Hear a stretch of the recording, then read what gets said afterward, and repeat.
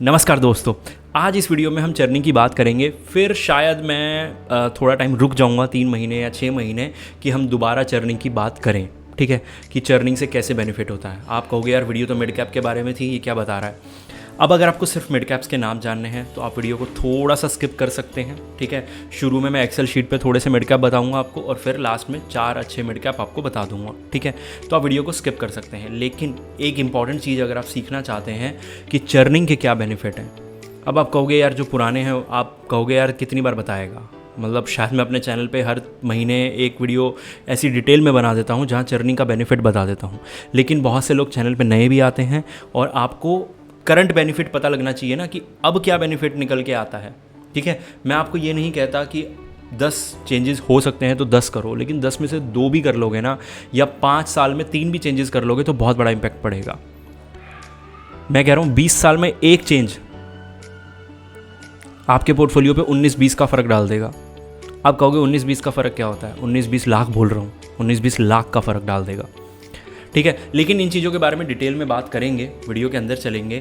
पहले mid cap ढूंढ लेते हैं, कौन से अच्छे मिड कैप हैं एक्सेल शीट पे, फिर उनको डिटेल में रिव्यू कर लेते हैं और मिड कैप का ही कंपैरिजन करके मैं आपको चर्निंग का बेनिफिट बता देता हूँ। और जो लोग चर्निंग करना नहीं जानते, जिनको नॉलेज नहीं है लेकिन वेल्थ बनानी है, उनके लिए सिंपल है कि हम आपका पोर्टफोलियो मैनेज करेंगे।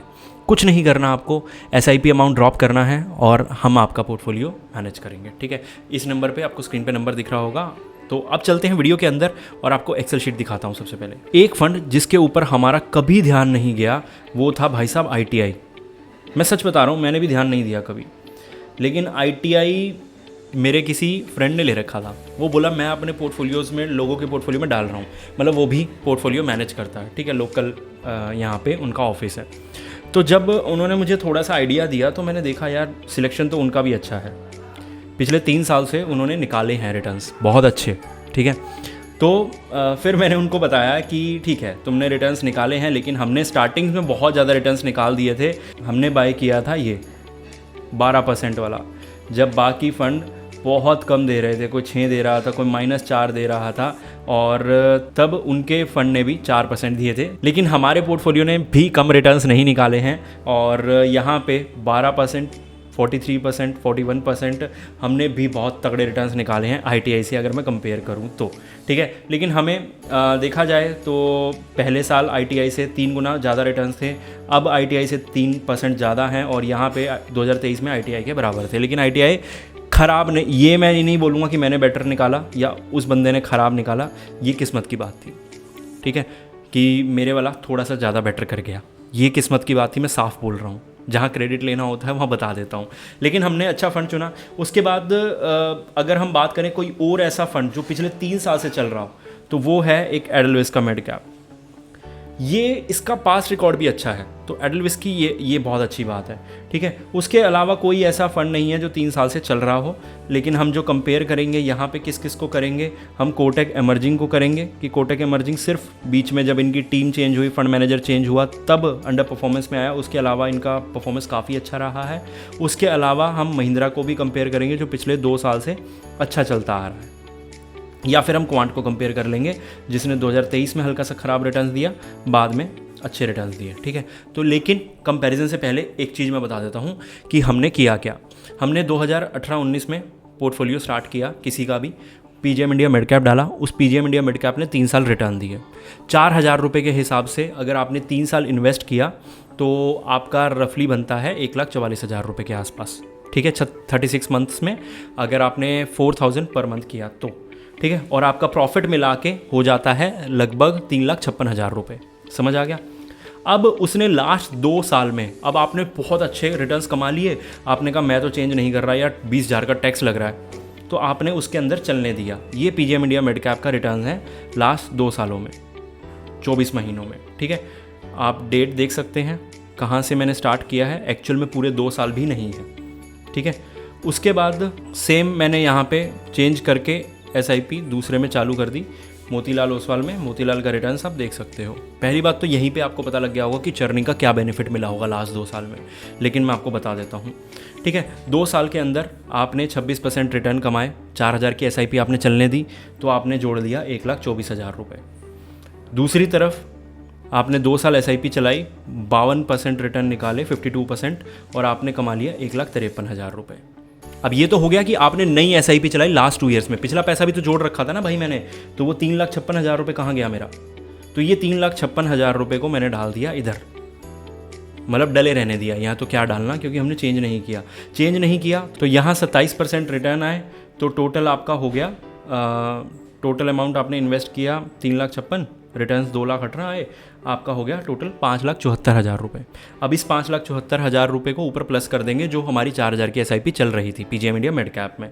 लेकिन उससे पहले मोतीलाल ओसवाल में अगर यही 3,56,000 रुपये मैंने इन्वेस्ट किए होते तो मेरे क्या निकलते वो भी बताऊंगा, लेकिन ये PGM इंडिया मिड कैप का ही है, ठीक है। 3,56,000 इन्वेस्ट किए, 27% रिटर्न मिला, टोटल मेरे पास बन के आया 6,98,000। अगर मैंने कुछ चेंज नहीं किया होता तो मेरा जो 3 लाख रुपए का अमाउंट था वो 7 लाख रुपए हो जाता, और प्लस क्योंकि मैंने और SIP भी तो चलने दी ना, 1,24,000 मेरा वहाँ हो जाता। होपफुली आप कंफ्यूज नहीं हो रहे हैं, ठीक है। थोड़ा सा और नीचे जाऊँ, अब मैंने यहाँ पे क्या करा, 3,36,000 रुपये, ध्यान रखना 20,000 रुपये कम इन्वेस्ट कर रहा हूँ, जो टैक्स में कट गए मेरे, ठीक है, और चर्निंग में जो थोड़ा बहुत एग्जिट लोड देना पड़ा लास्ट 12 महीने की SIP पे, वो डिडक्ट हो गया मेरा। 3,36,000 रुपये मैंने यहाँ कमा लिया। उसके बाद 52% रिटर्न आए 2 साल के लिए, मेरा टोटल वैल्यू यहाँ पे बन गया 7,76,000 रुपये। 1,53,000 की मैंने SIP चलने दी थी, जो मैंने SIP चला के कमाए थे 9,29,000 रुपये हो गए। क्या फ़र्क आया 5 साल के अंदर? 2,31,000 रुपये का फ़र्क आया।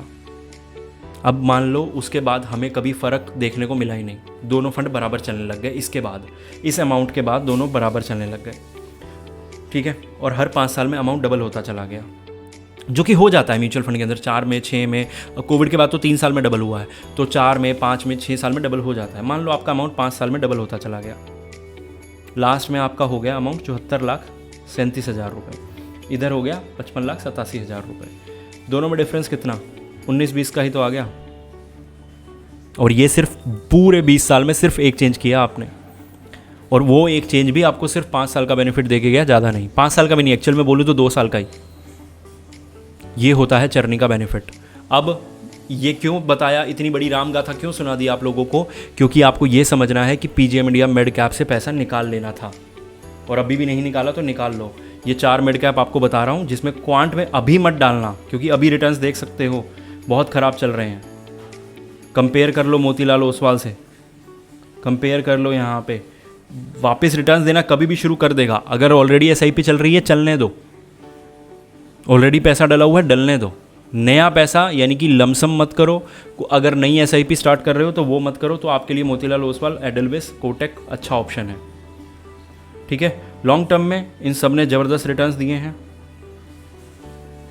लास्ट 1 ईयर में बहुत तगड़े रिटर्न्स रहे हैं, लेकिन इसका सिर्फ लास्ट 6 महीने ही ख़राब गए हैं क्वांट के, ठीक है। अब बहुत अच्छी बात यह है कि स्टैंडर्ड डिविएशन बहुत बढ़िया है यहाँ पे, ठीक है। उसके बाद अल्फ़ा इन दोनों का बहुत बेटर है, बीटा इन दोनों का बहुत बेटर है।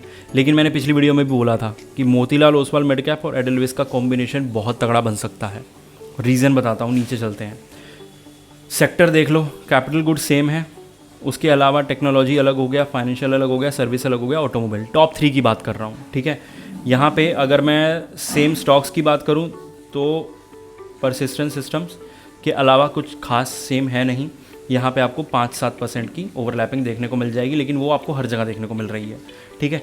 तो मेरे कहने का मतलब ये है कि अगर मैं इन दोनों को लेता हूँ तो मुझे दोनों टॉप के सेक्टर सेम मिल रहे हैं, जिसमें मेरी 25% मुझे जो 25-30% है वो तो मुझे एक साथ ही दिख जाएगी कि ओवरलैपिंग 25-30% हो रही है।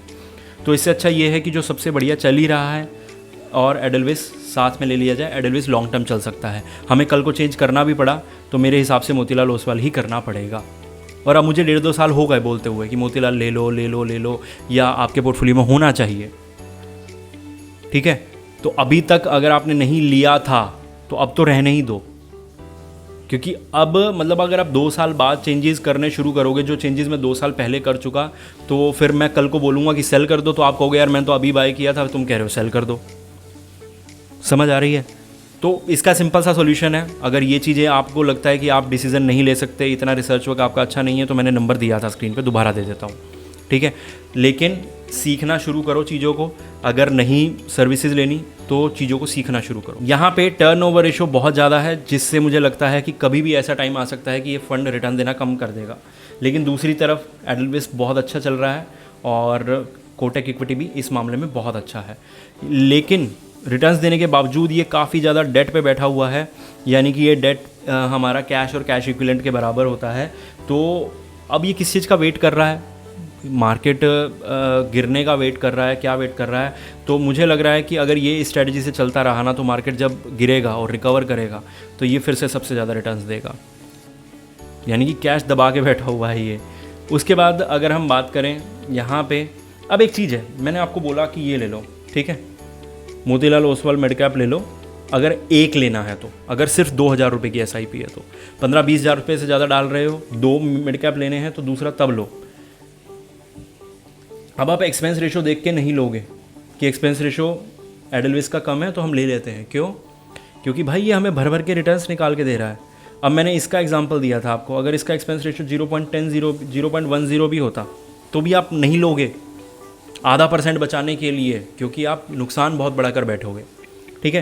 तो अभी जो आपको मैं मिड कैप बता रहा हूँ, जो आपके पास ऑलरेडी हैं, जिनमें से आपको एग्जिट नहीं करना है, सब नाम बता देता हूँ। नया लेना है, मोतीलाल ओसवाल पहली चॉइस है।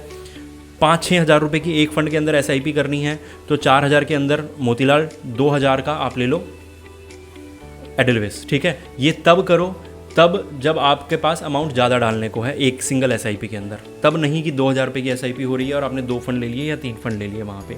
तो अब कौन कौन से मिड कैप मुझे ठीक लगते हैं? महिंद्रा का है अगर आपके पास, चलने दो। कोटक है आपके पास, चलने दो। HDFC चलने दो। JM फ्लेक्सी चलने दो। बंधन चलने दो। नया बाय करना है तो चॉइस इनमें से कोई भी एक हो सकती है, कोई बुराई नहीं है किसी में भी, ठीक है। उसके बाद मोतीलाल ओसवाल, बड़ौदा BNP अच्छे चल रहे हैं।